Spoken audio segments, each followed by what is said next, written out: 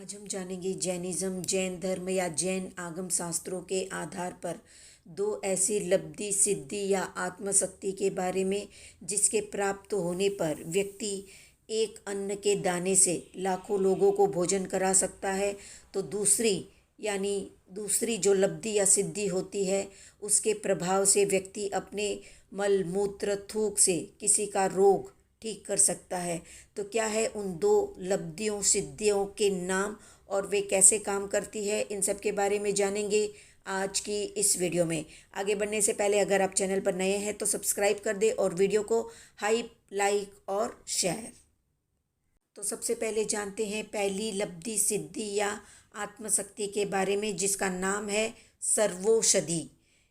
तपस्या विषय से प्राप्त होने वाली सर्वौषधि एक दिव्य शक्ति है। सर्वौषधि लब्धि का धारक तपस्वी या इस लब्धि को धारण करने वाला जो तपस्वी होता है, उसके शरीर के समस्त अवयव, यहाँ तक कि मल मूत्र, नख, केश, दांत, थूक आदि से सुगंध आती है।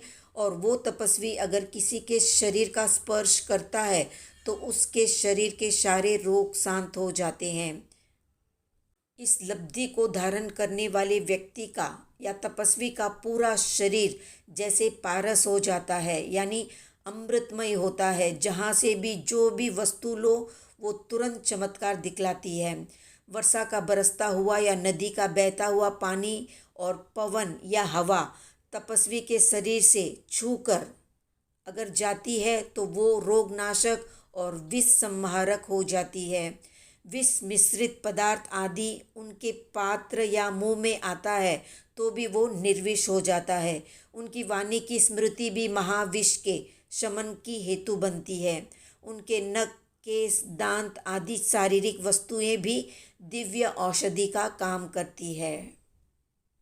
तो ऐसी होती है सर्वौषधि लब्धि। अब जानते हैं दूसरी लब्धि के बारे में, जिसका नाम है अक्षीण महानस लब्धि। इस लब्धि के प्रभाव से तपस्वी व्यक्ति भिक्षा में लाए हुए थोड़े से आहार से लाखों व्यक्तियों को भरपेट भोजन करा सकता है। शर्त सिर्फ ये है कि जब तक लब्धिधारी स्वयं भोजन न करे तब तक ही वो लब्धि काम करती है या वो अन्न अखूट रहता है। लब्धिधारी उसमें से एक भी ग्रास खा लेता है तो वो अन्न वहीं पर समाप्त हो जाता है। ये सारी ही लब्धियाँ यानी सर्वौषधि और अक्षीण महानस लब्धि चारित्र और तप की विशिष्ट साधना के द्वारा ही प्राप्त होती है। दृष्टिवाद अंग में इन सारी ही लब्धियों की प्राप्ति की तपस्या विधि का बहुत ही विस्तार से वर्णन किया है, पर अभी वो ग्रंथ उपलब्ध नहीं है। इसके साथ ही भगवती सूत्र, षटखंडागम, आवश्यक निरुक्ति, विशेषावश्यक भाष्य, प्रवचन, सारोद्वार और तिलोई पन्नति आदि ग्रंथों में इन लब्धियों का विस्तार से स्वरूप मिलता है। तो ये थी संक्षिप्त जानकारी लब्धि सिद्धि से संबंधित। आज का प्रश्न है वो कौन सी लब्धि है या सिद्धि है जिसके प्रयोग करने पर व्यक्ति को भस्म किया जा सकता है, कमेंट में बताएं। वीडियो पसंद आया तो वीडियो को हाइप करें, लाइक करें, शेयर करें और सब्सक्राइब करें। अब आप हमारे व्हाट्सएप ग्रुप से भी जुड़ सकते हैं।